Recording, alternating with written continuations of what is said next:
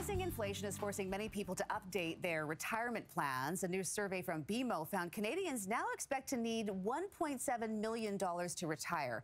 Joining us this morning with his thoughts on the survey is Peter Cishecki from Everything Financial. Good morning, Peter. Good morning. Always willing to give your thoughts on something. Oh, yeah, I'm always willing to say something about it. Yeah, okay, but a lot of people, that number caught them off guard. $1.7 million to retire. So is that number accurate? Not even close. The survey is garbage. It really is. You can create a question in a survey to solicit any answer you want. I actually did that in university in a statistics class. They gave us an answer first, then create a survey to get that answer. That's how we were judged.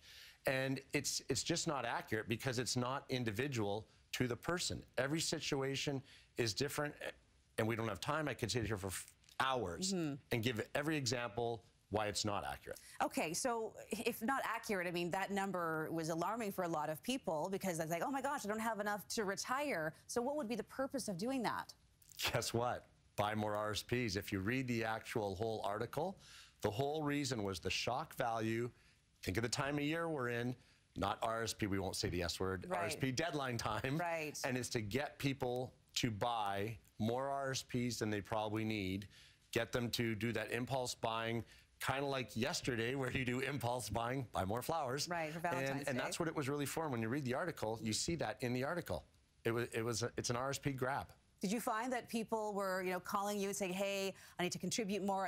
Do you get some of your clients calling you about that? I had a couple calls, but they were interesting because there people were saying, there's no way I need that much. And I've gone through the plan because that's the part of, if you're doing your job right, you're educating the public on what they need for retirement. So if you spend $100,000 a year and you get $50,000 from your pension and you get another $25,000 from CPP and old age security, there's only $25,000 a year that you have to make up, and you sure as heck don't need $1.7 million to make up that $25,000. So how do people know then how much they will need for retirement? Because I think that's a big question that a lot of people have. They just don't know. It's really backwards math. You really have to figure out what you spend first, and that's the most important thing. What do you spend?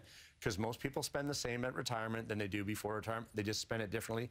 And then work your way backwards. Figure out your pensions, figure out CPP, figure out old age security, and then you have the gap, whatever's left, and what lump sum of money at earning 5% will fill that gap. And if you know that, so on that example, $25,000, you have to figure out how much money do I need to give me $25,000 a year, and you're in the 500,000 area, and that's what you would need to retire based on that example. But it's unique to every household, to every person. So every person, right, it has unique experience. So they may not have a pension, but they might need more RRSPs. And you talked about this before, about buying too much in an RRSP deadline There time. you go. I didn't say it only took 3 years when we got it right. I didn't say season.